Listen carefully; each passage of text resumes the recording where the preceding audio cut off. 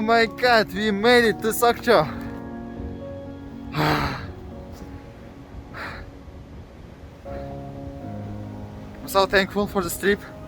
It's so windy in here, which makes everything so much colder. But this is Sokcho. And this is our last day of the trip. This is not the last thing that I want to do, but for now I'm gonna show you the sunrise on the east coast of South Korea.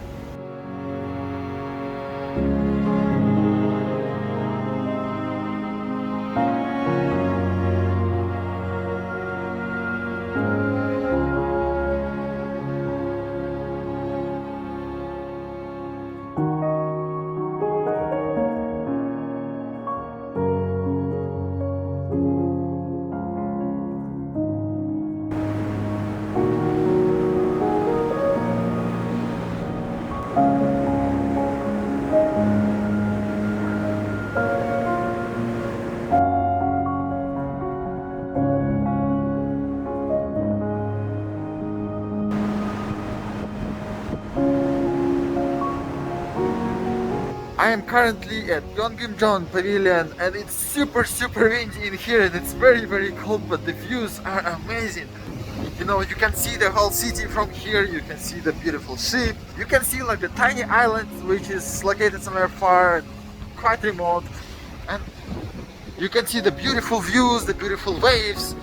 It's amazing, and I love nature for these things, and I love South Korea for having all of this available. And Sokcho actually is one of the most convenient places to get to from other cities like Seoul or Daejeon, for example.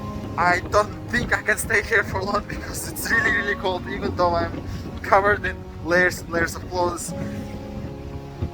But maybe a few more minutes and we're gonna go on a special adventure.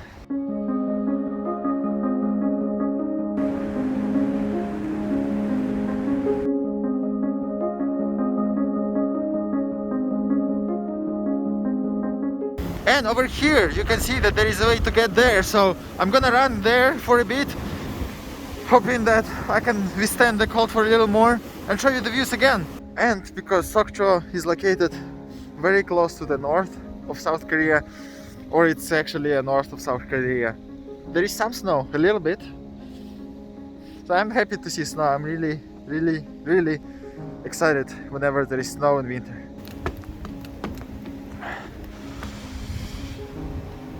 The view from here is amazing, but it's cold, so I'm gonna run back to the car. But look at this, it's so beautiful, so pretty.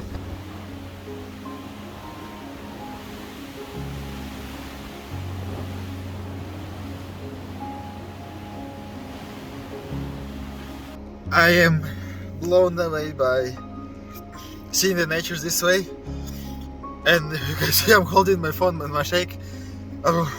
I'm holding my phone and my hands are shaking, and I'm just gonna stay here for a bit and get warm. My car is also not in the best condition. It's in need of an urgent care. So that means we are gonna be almost wrapping up the adventure. And then there is one more place that I would like to visit. My hands are still shaking, but it's okay.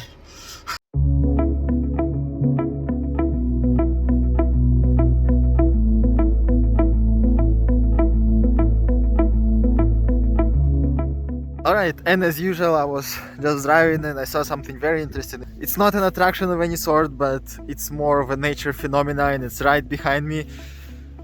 It's a gigantic, I don't know what you call it.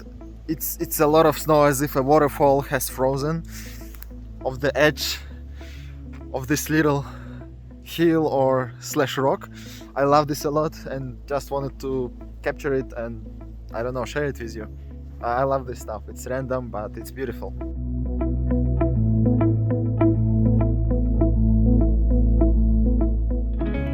Alright, so over here we are arriving to an abandoned ski resort. It's called Alps Ski Resort, and if you see from here, these are the abandoned rental stores for ski equipment, and this is basically the village. Half of it is really abandoned. So this is ski board repair shop. There is nothing over here. I see cars, so there are some things that are happening still, and over there you can see the slopes, kind of what's left from them. And a short history of this ski resort is that it was opened very long time ago, 1976. At that time it was the second ski resort in the whole country in South Korea, and it was very popular just because there was no other places to ski. I think only two of them, and then this was one of them. But slowly their interest in skiing declined just because more and more resorts have been popping up closer to Seoul, and that's where more people are. And eventually in 2006 this resort was closed. So there is still some farming happening here, and I mean, I don't know, I could see that it's empty now, but I think it's still doable to, you know, grow crops because there is some equipment inside. A ski box, this is where you get the clothes for skiing and snowboarding. This is also abandoned. So you see that there is some infrastructure here, but not really much is happening. And there were a couple of opportunities for this ski resort to be revived, but like all of them failed. However, right now this is another rental store, ski rental, and this place has become very popular for music videos, shows, dramas, just because there are not many of these locations here in Korea. Lots of things were filmed here. And these places, one of which was Yeonma Land, which I visited before, have another type of opportunity to live just because they can become filming locations. And there is a way to make money there. So I'm just gonna try to get closer to the resort itself. Ski rental. This is the restaurant. This was the restaurant. Another ski rental. So many of them. And small tractor here. Still not sure if I can get inside. If the gate is open, that means it's okay to go there. If it is closed, that means it's a private property and I cannot get inside. And this is what it looks like. At least I can try to show you the ski resort from outside. Yeah, I think it's closed, but we can still be here.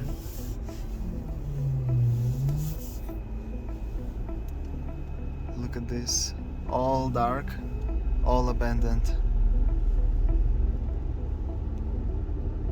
Yeah, I could see a dog inside. I think definitely inside is no-go. I would bring the attention right away. But this is what it looks like.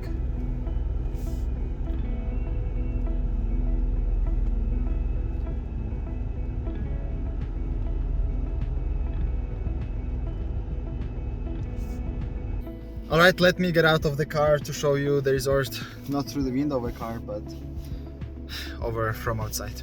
These are probably the rooms and the hotels of the resort. And over there on these mountains are the slopes. Now I'm going to go around a little bit and see if there is a better view that I can get.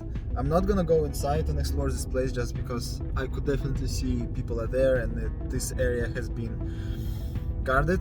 Yeah, so from the looks of it, there is no better place to look at this resort other than where we were right now. I'll try to stop maybe by the entrance and see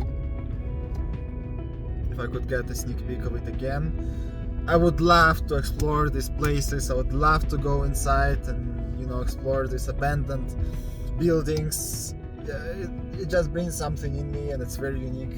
What I think usually in South Korea is just a bunch of factors that have to bring them into disappearance, and I know weather is one of them because things are getting warmer and the ski season is becoming shorter, which means it's harder to make money for companies because it's a seasonal kind of business and it only operates for 4 months, 3 months in a year, and there are a bunch of inconveniences including logistics, including finding seasonal workers, including maintenance when it comes to the gondola and lifts and things like this.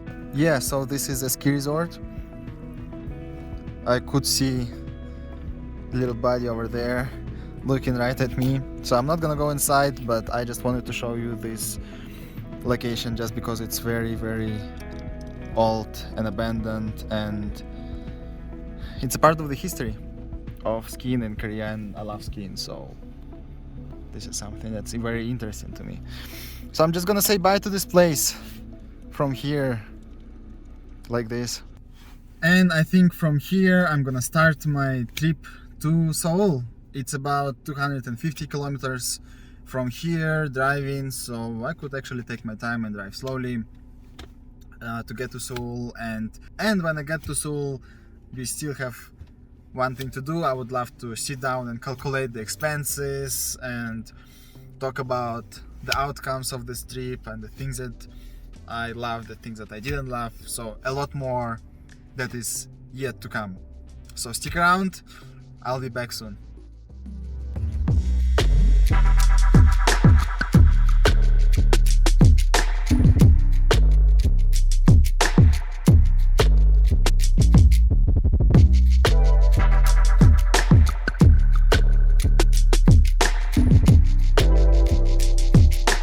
I'm finally back, and I'm recording this video literally one day before putting it all together and publishing it on YouTube. So that's why my hair looks like this, and I'm just a little bit different because it's been a month since I was at the road trip. So I have some numbers to talk about. When it comes to prices, I spent almost 700,000 won, which is, I don't know, quite a lot, could be considered quite a lot for just 4.5 days of traveling, just because I said it was going to be on budget. But you know, having a car means that there are expenses, and having a car with an engine that I have and an older car, and it's a gasoline car, not a diesel car, putting it all together, it means it's expensive. So out of this 700,000 won, a big chunk of it, which is 310,000 won, went for gas. So this was by far the biggest expense that I had, given to all the driving that I did, and yeah, just expensive the way it is. And then this is how much I spent on food. I'm actually very surprised that it's just around 70,000 won. Hey, I skipped a lot of meals, so I just didn't eat, or I got something from convenience store, so I managed to save a lot of money there, which is good. Hotels were over 90,000 won. In the first day, I stayed in a very beautiful guest house. That's where the video came from. And then the third night, I actually stayed in a stranger's place. So I was invited for dinner in the American village. And after that, I got myself a bed in a room over there. So this helped me save some money on hotels as well. So another big chunk was, of course, fixing the car. And a lot of the expenses that I'm not putting on the trip is me fixing the car after the trip, just because it was also expensive. Not gonna get there, but it is what it is. But during the trip, this is how much I spent, and this is how things are. If you get another car, which is smaller, runs on diesel, you're gonna probably spend no more than 150,000 won. And very quickly, things that I loved and didn't enjoy that much about the trip. First of all, it was experience like no other. There is no regrets. It did cost me a lot of time. It did cost me a lot of money, but I ended up having a good time, and I listened to so much music during the trip. I did go to so many places that I haven't been to before, which is also something that I'm gonna remember forever. Lots of new locations. I can actually say that I know the landscapes of basically what's along the coastline of South Korea, and they're different. They're different from one place to another a little bit. I did manage to film a lot of beautiful stuff, and these are the memories that I'm gonna keep with me forever, and a lot of those are on the internet right now here on this YouTube channel. And a few things that were so is basically me having a little bit of regret not trying the seafood in the very first day, just because it would be something that I would say I pushed myself to do so, but at the same time I don't regret it that much, just because my stomach may have not taken it well, and I don't know how that would affect the rest of the trip. So it's like a gray area where I do wish I tried it, but at the same time I didn't, so it's okay, not too bad. And yeah, if it was another time of the year, it would be great to do some sort of a camping, and I was actually thinking to stay in the car or get a tent or something like this, but it was cold, and again, I have an old car, I don't know how the battery was gonna go. If I get stuck in one of those places near the lake where there is nobody, you know, I would not even be able to jumpstart the car. So for now, in the position that I'm in, I decided to just do it this way, just so I can get back safely. And yeah, just because the channel is small, I don't really have a lot of resources to get nice hotels, nice deals of maybe some sort of collaboration. So a lot of the times I just went and searched for things online, mainly to keep the costs down, but I actually tried to make it as fun as possible for myself and for you. And I tried to put as many experiences as I could in like this very cramped 4.5 days of the trip. And thank you for following this journey and supporting me along the way. This is the end of the series. Hopefully it's not going to be the last one. If there are any ideas that I have further, I will try to implement them. But for now, thank you for watching until the end, and see you in the next video.